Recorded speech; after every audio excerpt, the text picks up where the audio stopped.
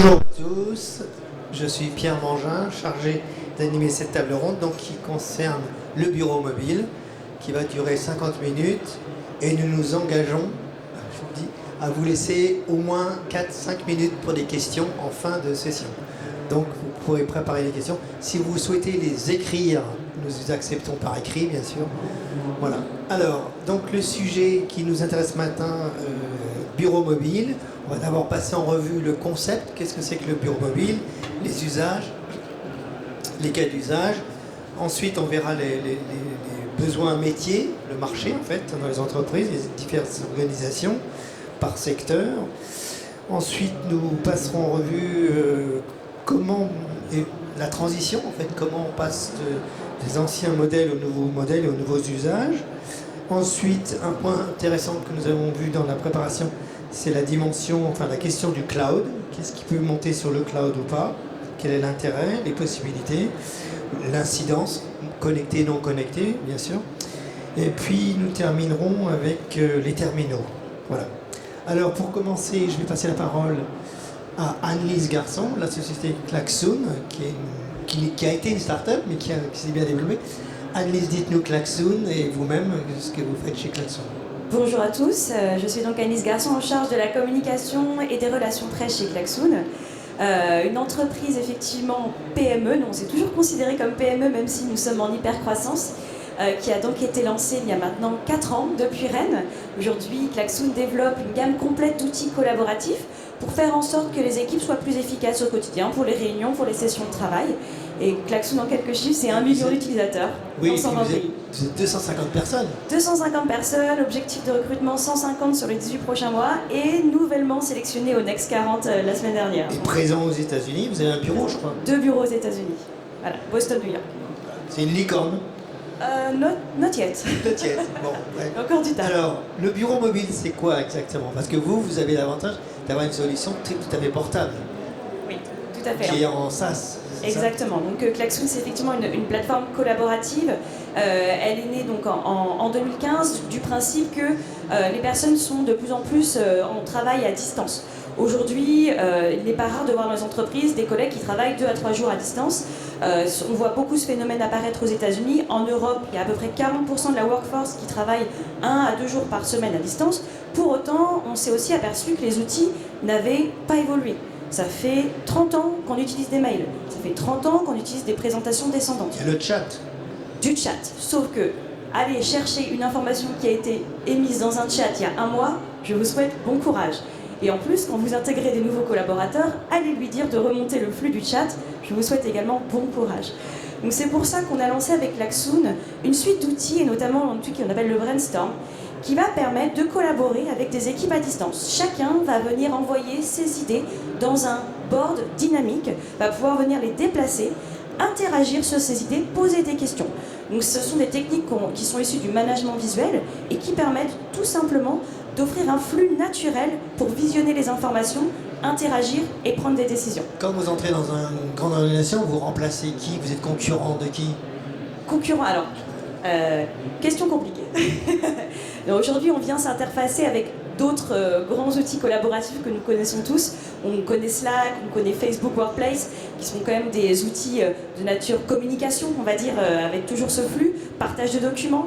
On connaît aussi Teams, avec lesquels on s'est interfacé très récemment. Vous avez des grands CRM qui vont vous permettre de partager la connaissance client. Par contre, il n'y avait personne, il n'y avait aucun outil qui s'était intéressé au cœur de l'équipe, et notamment au moment de la réunion. La réunion, pendant très longtemps, elle a été délaissée, elle a été vue comme pas très sexy. Et nous, on est arrivés sur le marché en se disant, mais si, la réunion, c'est là où il se passe. Il y avait même le phénomène du stress. Moi, je me souviens, il y a 4 ans, il y avait 10 minutes où on n'arrivait pas à se connecter, il manquait 2 personnes, la réunion n'a toujours pas démarré. Un taux d'absentéisme très très fort. On travaille avec un client qui nous a dit, j'avais systématiquement 1 à 2 absents sur mes réunions, notamment conf call. C'était horrible, il mettait mute au bout de 5 minutes. Enfin bref, on n'avançait pas, alors que je dois travailler à distance. Et donc avec des outils, on va faire en sorte que chacun, dans la réunion, participe. Via un brainstorm, via un sondage, via un vote, et qu'on aille vraiment chercher cette prise de décision. Bien. Alors à ma droite, Bertrand dit oui, on s'est vu ce matin dans une autre table ronde, notre sujet. Mais le bureau mobile, comment vous le vivez? D'abord, vous êtes qui? Et on dit oui, vous faites quoi par rapport à la question du bureau mobile? Bonjour à tous et à toutes. Donc Bertrand Wary, moi je suis le président d'Audiwi. Alors nous on est une entreprise de services numériques. Donc en fait on se positionne sur deux activités, tout ce qui va être le digital services, donc là on est sur le développement d'applications sur mesure en technologie web, technologie mobile, et sur tout ce qui va être informatique d'entreprise, notamment en destination des PME, pour les accompagner sur la partie aussi justement transformation digitale, parce que la transformation c'est pas que de l'application, c'est web et vers le mobile. voilà, c'est d'intégrer finalement toute l'entreprise dans le numérique. Donc le bureau mobile, pour nous aujourd'hui, on n'a pas de solution effectivement à proprement parler, on est plutôt dans l'accompagnement pour mettre à disposition des collaborateurs de l'entreprise l'accès à son bureau qu'on connaît, qui est le bureau Windows, en utilisant des technologies aujourd'hui reconnues qui sont proposées par Microsoft, et d'intégrer tout ça dans un système avec l'ensemble de l'informatique de l'entreprise, notamment la téléphonie, les applications, les serveurs, le cloud, voilà, tous ces éléments. DG Burns, Oui, bonjour à tous. Donc, je suis Salif Vianney, directeur marketing et commercial de DigiBird. Nous proposons une solution logicielle qui permet de sécuriser, fiabiliser, organiser et surtout accélérer l'information au sein des organisations. Alors qu'est-ce que ça veut dire tout ça? Ça veut dire tout simplement le fait que vous avez beaucoup de collaborateurs, vous disiez tout à l'heure Anne-Lise, mobiles, de plus en plus mobiles. Vous avez aussi des collaborateurs dont le métier par définition est mobile. Donc, nous sommes issus du transport aérien, nous sommes une filiale d'Air France. Et nous avons développé d'abord pour les pilotes et pour les personnels de cabine une solution, il y a déjà une dizaine d'années, qui permet à ceux-ci, en tout lieu, à tout instant, d'accéder à leur documentation technique, la documentation de l'organisation, mais également l'information relative à leur mission, pour qu'ils puissent recevoir ces informations en tout lieu et à tout moment, et surtout les dernières versions dont ils ont besoin pour correctement réaliser leur mission. Et à l'inverse, pouvoir renseigner l'organisation une fois que leur mission est finie. Ceci étant dit, nous sommes ici aujourd'hui puisque nous avons 2 ans. Cette filiale a été créée il y a 2 ans donc par Air France et notre actionnaire à 100%, puisque ces use cases que je vous ai présentés à l'instant s'adressent à tout secteur d'activité et en particulier aux métiers mobiles. On pense aux conducteurs, on pense aux techniciens, on pense aux personnels de santé qui doivent et pour lesquels il est absolument crucial d'avoir accès aux dernières informations de sécurité, les dernières informations techniques et surtout qu'ils puissent renseigner l'organisation des activités qu'ils ont réalisées. D'accord. Enfin, j'en termine sur le bureau mobile. Oui. On parle beaucoup de bureau mobile, mais qu'est-ce que nous entendons par bureau mobile? Déjà, qu'est-ce qu'un bureau? Un bureau, c'est rien d'autre qu'un espace physique traditionnel où on se rend, où on échange avec ses collègues, où on a accès à des informations. Eh bien, nous pensons que le bureau mobile, c'est tout simplement le personnel qui est en mobilité et le bureau le suit. C'est pas l'inverse. Le bureau suit le collaborateur et qui peut donc travailler comme s'il était au bureau. Oui, c'est-à-dire que vous, c'est vraiment le bureau mobile au sens virtuel, quoi, poste virtuel. Mais qu'est-ce que vous avez comme fonctionnalité de base? Qu'est-ce que ça inclut typiquement? Alors, quel que soit le métier, j'allais dire, mais ce qui existe pour les personnels aériens et dans les autres branches d'activité possibles. Alors, donc nous, vous l'avez compris, on se situe vraiment sur la chaîne de valeur opérationnelle. On est vraiment sur les process métiers des entreprises. Donc, une première fonctionnalité que l'on a, un premier service que l'on a, c'est l'organisation et la distribution de la documentation et l'accès à la documentation depuis une tablette pour les personnels mobiles. Ça, c'est la première chose. La deuxième chose, c'est le service mission briefing. C'est je distribue et je reçois sur ma tablette mon ordre de mission avec ma fiche d'intervention et je renvoie cette fiche d'intervention signée. Et le troisième service que l'on a aujourd'hui, c'est la solution Reports. C'est je renseigne des formulaires adaptés qui me permettent de renseigner tout ce que j'ai fait pendant la mission, ces informations alimentant le système d'information de l'entreprise qui peut ensuite traiter les données pour améliorer la qualité du process. Et à l'origine, vous l'avez fait sur des iPads, hein, c'est ça? Absolument. Et aujourd'hui, vous êtes... Alors aujourd'hui, donc il y a 2 aspects. Il y a la partie back-office qui marche sur n'importe quel web browser. Ça, il n'y a pas de limitation iPad ou quoi que ce soit. Donc, demain, vous souscrivez, vous pouvez d'ores et déjà organiser l'information, charger les documents et les distribuer. La partie mobile, effectivement, aujourd'hui, elle fonctionne sur iPad. On a fait ce choix aujourd'hui puisque Dans l'aérien, on est beaucoup sur l'iPad, mais on prévoit à terme de se développer sur notamment l'Android qui est une forte demande. Bien sûr, le marché.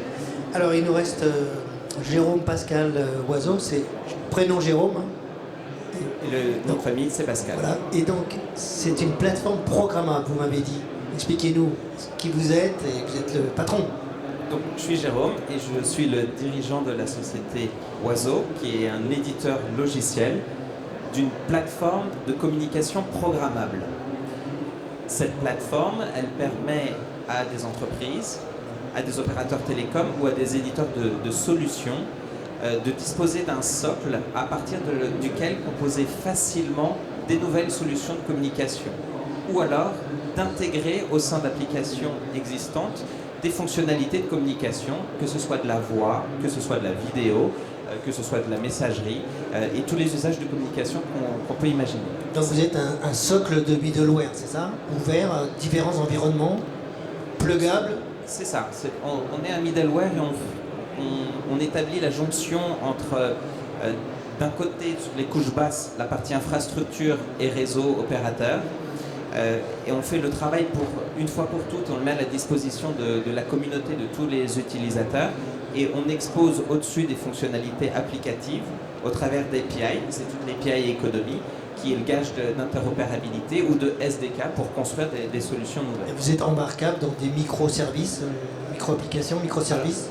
Alors, absolument. L'architecture même de notre plateforme, elle est constituée de microservices qui sont entièrement contrôlables au travers d'API. Je ne sais pas si on doit rentrer dans des détails techniques. Bien entendu, parce qu'il faut vraiment parler de près.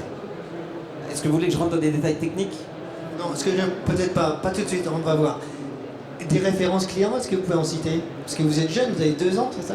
Oui, alors on a déjà quelques belles références, des groupes ou des organisations qui utilisent notre plateforme pour constituer des nouveaux services. Il y a des services d'urgence au niveau d'un État qui, pour accueillir et prioriser les appels et gérer les opérations avec les équipes sur le terrain, utilisent nos solutions.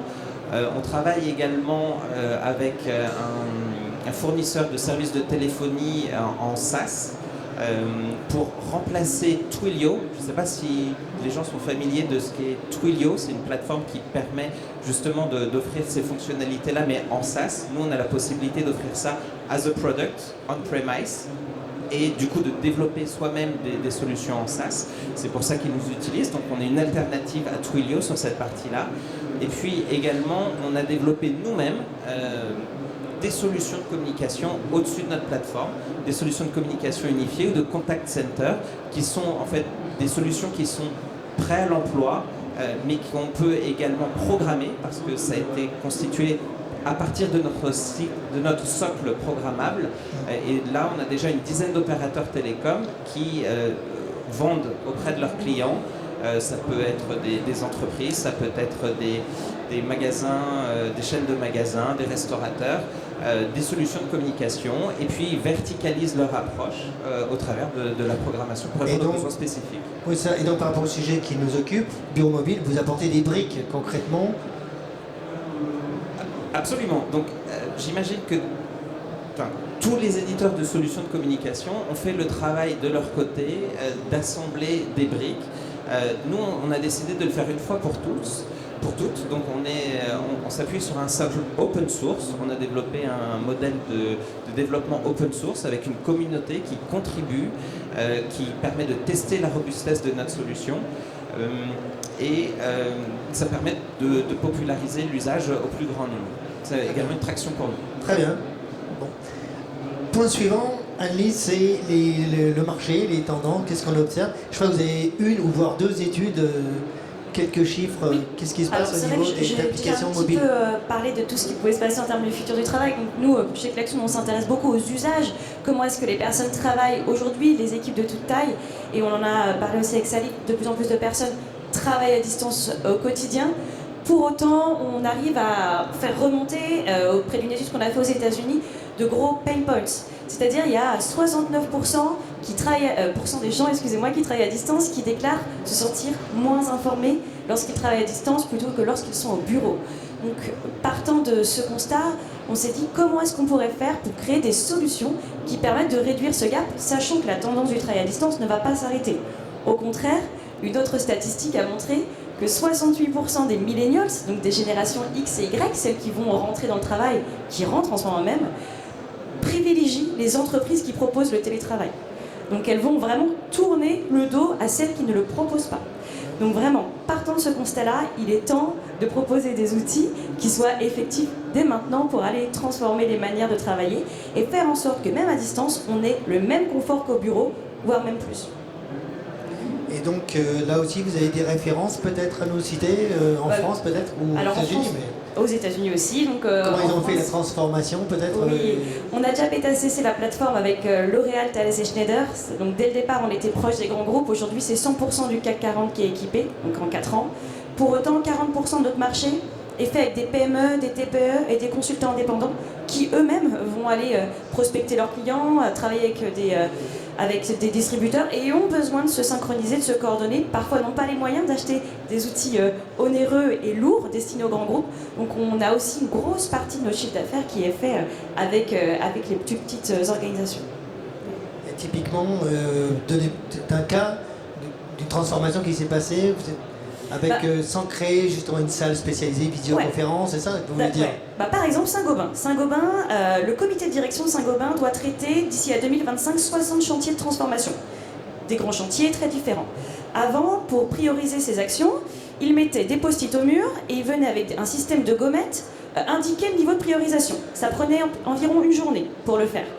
Avec l'Axoon, ce qu'ils ont fait, c'est qu'ils ont mis sur des post-it digitaux les chantiers et avec un système de vote. Un grand tableau. Un grand tableau blanc digital. Et en amont de la réunion, sur chacun des post-it digitaux, il y a un vote avec le niveau de priorisation que la personne estime. C'est là où on voit qu'il y a des personnes. Vous affichez aussi les personnes, c'est ça? Alors, en back-office, vous pouvez afficher les personnes, sinon, en front-office, vous avez juste le résultat aggloméré. Voilà. Et donc, en fait, en amont de la réunion, les personnes dans le train peuvent déterminer le niveau de priorisation. C'est-à-dire que quand vous arrivez, eh bien, au lieu de passer une journée à prioriser les chantiers avec des gommettes, en 1h30, vous arrivez à les repérer et à aller lancer des groupes de travail sur les actions à reprioriser spécifiquement. Donc un gain de temps gigantesque pour le comité de direction de Saint-Gobain. Puis j'imagine que ça peut se faire de façon directe, ou asynchrone ou synchrone. Asynchrone, justement, c'est ce que disait le directeur de Saint-Gobain. Il disait, c'est génial, j'ai pu le faire dans le train avant de venir. Voilà. Donc ils réunissent tout le monde à Paris, mais ils font ça en amont, dans le train, dans le métro, où vous voulez. Bien. Bertrand, est-ce que ça vous évoque quelque chose, cette nouvelle façon de travailler? Et comment ça vous oblige à paramétrer les applications? Alors, nous, c'est vrai qu'on travaille beaucoup avec des PME par rapport au bureau mobile. Là, depuis tout à l'heure, on parle beaucoup finalement sur l'aspect communication. Donc, de faire transiter l'information entre tous les collaborateurs de mon entreprise, de faciliter la réunion, de faciliter effectivement des interventions. Nous, on a une approche où effectivement on veut vraiment embarquer le bureau complet. Donc c'est s'adresser effectivement à des entreprises qui ont déjà des outils avec lesquels elles travaillent, des ERP, peu importe les ERP, et de pouvoir donner à disposition tout simplement à une population, donc les populations itinérantes, donc souvent les commerciaux, les dirigeants d'entreprise, parce qu'on travaille au bureau mais on travaille aussi le soir chez nous. Ou dans le train, ou l'avion, peu importe, enfin, voilà, tous les services de transport, les techniciens. Et donc c'est d'embarquer effectivement, nous, vraiment le bureau complet avec les outils qui sont dedans. Donc c'est de transposer, donc c'est de faire une bascule finalement du bureau physique vers un bureau hébergé dans le cloud. Voilà. Donc, et en gardant effectivement un système d'information qui est déjà existant, donc, sans apporter trop de changements aussi, dans un premier temps. Et dans vos réalisations, vous avez à la fois des métiers, vous avez du support de la maintenance, ou du CRM, vous avez des commerciaux, ou c'est très spécialisé dans l'industrie par exemple ou... Non, parce que finalement, on le voit, on en parlait depuis tout à l'heure, c'est que la mobilité, le bureau mobile, il s'adresse aujourd'hui à tout le monde. On avait déjà des besoins de façon avant. Quand j'étais commercial sur le terrain, effectivement, avoir accès à mon CRM, ça aurait été top sur un mobile, quoi. Voilà. Parce que quand je rentrais au bureau le soir, remplir tout le CRM, déjà, on connaît un petit peu cette tâche fastidieuse. Donc pouvoir le faire tout de suite, c'est important. Et ça s'adresse aujourd'hui à voilà, tout secteur d'activité, tout secteur a besoin d'être connecté. Il faut savoir aussi se déconnecter de temps en temps. peut-être un cas aussi élucidé ou une référence? Nous, on travaille aussi bien avec des associations qui avaient besoin justement de déporter leur J'ai pas bureau. compris, c'est qui? Alors, la Bouche d'Air, voilà, une association qui... Des associations. Oui, associations. Des collectivités aussi. Et puis des entreprises industrielles, un groupe effectivement d'une cinquantaine de personnes qui avaient besoin, pour certaines parties de sa population de collaborateurs, d'avoir accès aux outils existants, sans passer sur de nouveaux outils, de nouveaux usages, mais déjà les outils existants. Sur le terrain, de la maintenance ou support, de la documentation? Souvent, ça reste encore la partie commerciale, qui est quand même souvent importante, voilà, pour retrouver, faire du devis, retrouver mes informations. Et effectivement, la partie technique pour retrouver mes informations de planification de chantier, tous les éléments. Okay. Chez DigiBirds, bon, vous avez l'héritage d'Air France, mais en fait, vous avez bien insisté dans la préparation, vous êtes ouvert à différents métiers verticaux. Dites-nous un peu, ça s'adresse à tout l'univers? Ouais, alors déjà c'est important que je reprécise comment tout ça est né, dans quel contexte. Donc je vous ai dit qu'on est issu du transport aérien et donc ça fait déjà plus de 10 ans que dans le transport aérien, les pilotes ils n'ont plus leurs valises de 30 kg avec leur documentation, leur plan de vol, etc. Ça fait plus de 10 ans que ça a été bazardé dans de nombreuses compagnies aériennes parce que c'est compliqué, parce que c'est pas sécurisé et parce qu'on n'est pas certain d'avoir la dernière information à jour. Et c'est pour ça que l'aérien, qui en termes de fiabilité et de sécurité, je pense que c'est un des secteurs les plus exigeants de ce point de vue-là, a décidé dans ce domaine-là de mettre à disposition toutes ces informations en format numérique, donc de faire du paperless, donc numériser toutes les informations et les mettre à disposition des pilotes qui ont accès sur des tablettes, mais également, vous m'avez dit iPad, on y a accès également sur n'importe quel web browser. Donc ce faisant, les use cases dont je vous ai parlé tout à l'heure, qui permettent finalement de rapprocher les personnels mobiles, donc quand on dit les pilotes, on peut penser de nouveau à des techniciens, on peut penser à toute activité qui par définition, son cœur d'activité est mobile.